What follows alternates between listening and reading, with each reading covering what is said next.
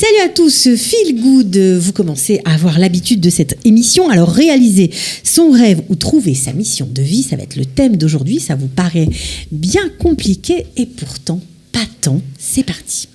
Feel Good pour être bien dans sa peau et dans sa tête. Alors un thème qui nous intrigue, il faut bien le dire, parce que qui ne cherche pas à réaliser son rêve, à avoir une vie exceptionnelle? Eh bien c'est pas moi qui vais vous répondre bien sûr, mais c'est Frédéric Lévy notamment, life coach. Bonjour Fred. Bonjour. On est ravis de vous accueillir. Merci. Et Carole Carat, spécialiste en beauté bien-être, qui sait plein de choses sur la vie, sur nos vies, et qui va peut-être nous donner quelques conseils pour arriver à réaliser ce rêve. Alors de quoi on parle, Carole, exactement? Parce que ça paraît un peu large quand même. C'est ça. Alors, en fait, il est très fréquent de voir des gens qui changent de vie. Alors, qu'est-ce que ça veut dire changer de vie? Par exemple, on a tous observé des amis autour de nous, étaient assureurs, et ils se retrouvent finalement à faire de l'architecture. J'ai une amie qui est avocate, qui s'est retrouvée life coach. On m'a parlé de personnes qui étaient donc dentistes et qui maintenant font des chapeaux ou des foulards. Alors, en fait, c'est des gens qui laissent tout tomber pour faire leur passion. Ils font en fait ce qu'ils ont toujours rêvé de faire.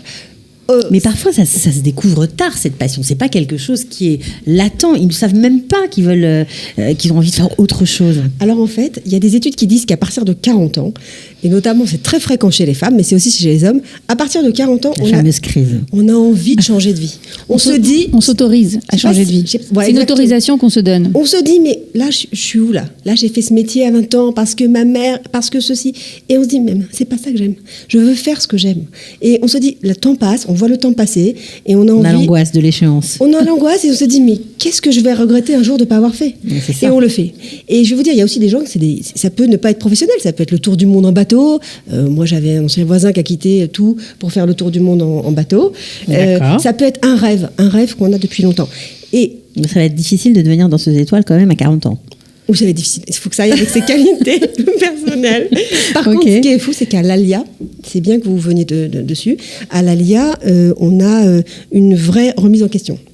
C'est-à-dire qu'on a comme une nouvelle peau, on devient une nouvelle personne, on est en train de on change de vie déjà. On change de vie. On change de langue, on est plus ce qu'on était. On change d'identité, les gens ne nous connaissent pas, on a tout à refaire. On se dit, alors si c'est pas maintenant, ma taille, c'est quand? C'est quand que je vais le refaire?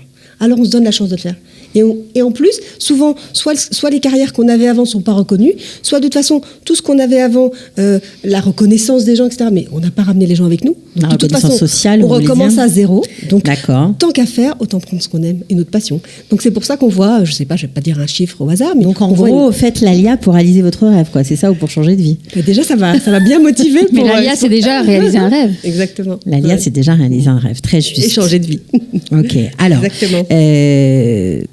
Est-ce que on doit, je sais pas moi, est-ce qu'il y a une façon de faire pour découvrir cette fameuse mission de vie? Est-ce que il y a il y a des secrets? Voilà, des secrets. Alors, moi j'ai quelques petits secrets sur lesquels j'ai travaillé. La première chose à savoir, c'est que la première mission de chacun de nous, c'est d'aimer et de partager cet amour. Parce que quand on aime quelque chose, on a une passion et qu'on la partage, d'abord ça nous fait vraiment du bien à l'intérieur de nous. Donc faire ce qu'on aime déjà. Faire ce qu'on aime, c'est pas toujours facile. Et ne pas se centrer que sur nous-mêmes. C'est-à-dire qu'on s'est rendu compte que les gens qui étaient centrés que sur eux-mêmes, ils étaient très malheureux en fait, et des stars par exemple qui avaient tout, elles sont très malheureuses. Alors que quand on aime ce qu'on fait, mais on aime dans l'objectif de le communiquer, de le partager. Quelqu'un qui aime la langue anglaise, par exemple, qui veut être prof et le partager. Quelqu'un qui aime les enfants, qui veut s'en occuper.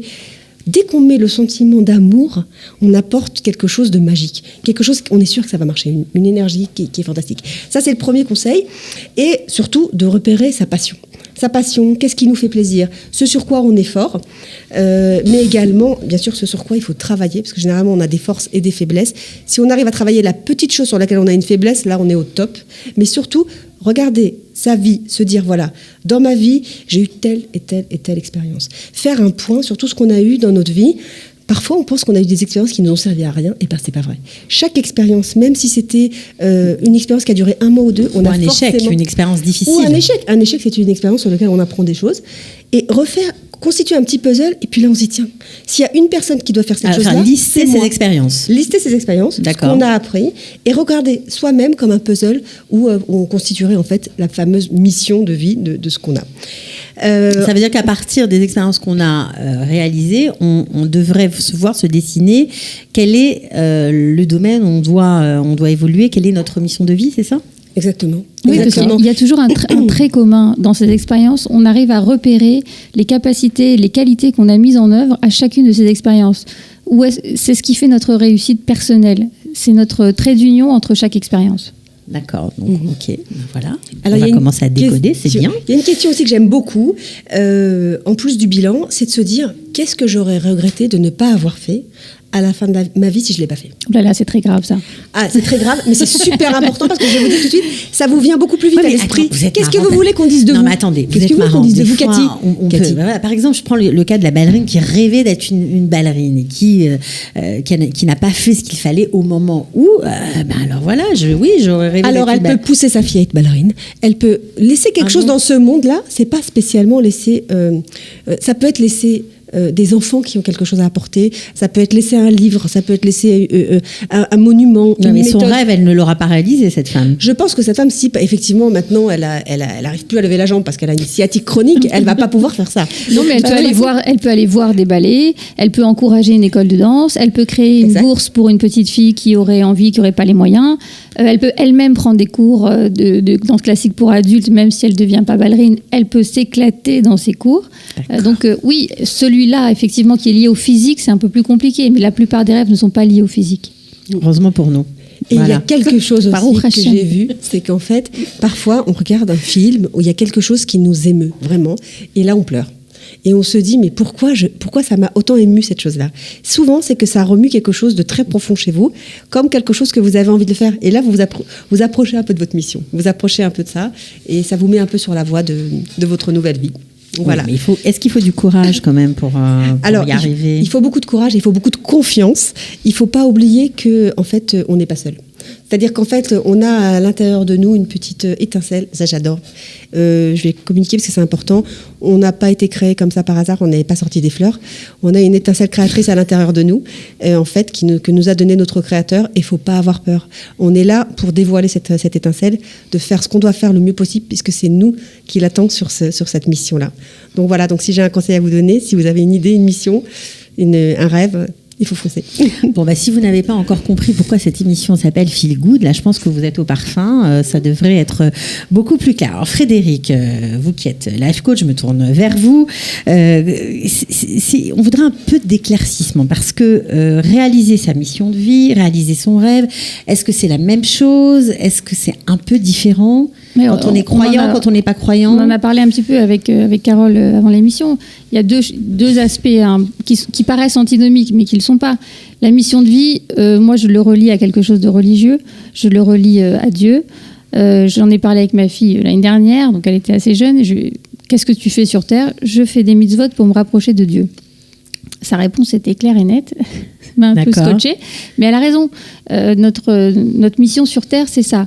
Est-ce que ça veut dire qu'on a tous la même vie, qu'on va tous vivre la même vie ? Non. Mais on a tous cette même mission, oui. Alors, pour ceux qui sont... Ça, c'est valable pour ceux qui sont religieux, qui croient à quelque chose. Bon, il y a certaines personnes qui nous écoutent qui ne le sont pas. Qui ne croient pas. Alors, comment ça peut s'exprimer, leur mission de vie ? Carole en a parlé. À ce moment-là, on va être dans l'amour, on va être dans le partage, on va être dans l'élévation du niveau de conscience. Effectivement, les gens qui ne croient pas se mettent un plafond de verre et ils restent dans la conscience. Bon, je ne juge pas. Mais oui, ça va être l'élévation du niveau de conscience. On est sur le même thème de toute façon. D'accord. Donc la mission de vie, je reviens à ça, c'est quelque chose qui pourrait être relié à quelque chose de plus grand. Réaliser son rêve, ça va être lié aux autres et à soi-même. Donc c'est deux choses différentes. Dans les mitzvot, il y a des mitzvot qu'on fait très facilement, enfin qui nous paraissent faciles, même si on peut toujours les améliorer, et d'autres qui vont nous paraître plus compliqués. C'est vers ça là qu'on doit s'attacher pour faire notre tikkun sur Terre. Ça veut dire on doit aller, pour réaliser sa mission de vie, il faut aller vers ce qui est difficile, ce qui nous paraît plus compliqué, ou vers ce qui est facile. Non, alors dans la mission de vie, on va vers les mitzvot qui sont plus compliqués. D'accord. Et dans la réalisation de son rêve, c'est tout le contraire. On va vers ce qui nous attire parce qu'il y a quelque chose déjà en nous. Donc quelque chose plus d'évident facile. qu'on a en nous d'évident. C'est ça. C'est un don qu'on aurait. On met un petit peu son humilité de côté et on regarde honnêtement quelles sont nos qualités. Et c'est souvent à partir de ces qualités qui vont être nos outils qu'on va réaliser son rêve. Alors, partir en bateau, c'est bien, mais des fois, on ne peut pas. Donc, on peut réaliser son rêve dans des actions quotidiennes. Quand on a une qualité, on peut la transmettre au quotidien. C'est ce qu'on est en train de faire en ce moment avec grand bonheur. Mais il y a plein d'autres domaines où on peut réaliser son rêve au quotidien. Alors, quel autre domaine, par exemple? Je profite que vous soyez là. Hein. Je tire la corde. Il y a des gens qui sont doués en peinture. Moi, je ne sais pas dessiner une maison, mais il y a des gens qui sont doués en peinture et qui vont en profiter pour croquer leurs amis et leur offrir des cadres avec des choses qu'ils aiment, qui vont donner des cours de peinture bénévolement. Ils sont déjà dans la réalisation d'un rêve. Quand ils vont donner des cours de peinture bénévolement, c'est extraordinaire. À partir du moment où on transmet, on est déjà dans la réalisation du rêve. Exactement. C'est comme on disait, Carole, c'est vraiment à partir de soi vers l'autre. Alors, puisqu'on est en Israël, puisqu'on s'adresse aussi à un public qui a fait depuis peu l'Aliyah, est-ce que vous avez des conseils pratiques, concrets à leur donner pour arriver à faire cette transformation? Ou je suis un peu dure avec vous? Non, le pratique, c'est un peu résumer tout ce qu'on a dit depuis le début. C'est vraiment regarder quelles sont mes qualités, ce qui fait le fil de mon parcours jusqu'à aujourd'hui, et que je n'ai pas encore développé pour en faire quelque chose de plus grand. C'est-à-dire que j'ai utilisé mes qualités dans mon travail, dans ma famille, dans des choses assez terre-à-terre, mais est-ce que je peux faire quelque chose de plus grand avec? Quelque chose qui me dépasse. Oui, et aussi, je voudrais compléter, Frédéric, et aussi faire quelque chose qui va me permettre de donner. En fait, on est en Israël, on n'est pas dans n'importe quel pays, on est dans un pays où on a énormément besoin de donner, de s'épanouir au niveau de sa neshama, de son âme, et d'avoir l'impression qu'on rend service, on est utile, on est débordant d'amour et on a envie d'aider. Il y a des soldats seuls à aider, il y a des personnes âgées qui ont connu la Shoah à aider. Et si on veut et si on a envie, on peut le faire. Et non seulement on aide la personne et ça nous fait tellement de bien. Donc, ce que je voulais dire par rapport à ce que je disais tout à l'heure, c'est que réaliser son rêve, c'est pas spécialement tout quitter, tout plaquer quand on a une bonne place, quitter la femme, les enfants, le boulot. Non, alors parce qu'on peut, attention. On peut aussi le faire en parallèle. On peut aussi le faire en parallèle de son travail. C'est-à-dire, vous voyez ce que je veux dire, ne pas quitter une parnassa qu'on a déjà, un salaire, etc. Et se dire, bon, j'ai un peu de temps libre. Pendant ce moment-là, je voudrais aider les gens en difficulté. Je voudrais aider les personnes âgées. Je voudrais aider les enfants malades. Et ça fait du bien. Ça fait du bien parce qu'on s'est dit, depuis qu'on est petit, on a toujours aidé d'aider les personnes âgées, par exemple. On se révèle à travers ça. On se révèle complètement. C'est une révélation de soi aux autres. Exactement. Ben voilà, encore un numéro de Feel Good. On aura appris beaucoup de choses. J'espère, en tout cas, je vous souhaite de réaliser vos rêves et de trouver ce pourquoi vous avez été créés dans cette vie. Voilà, merci beaucoup à toutes les deux. Merci. Et on se retrouve la semaine prochaine. Salut. Feel Good pour être bien dans sa peau et dans sa tête.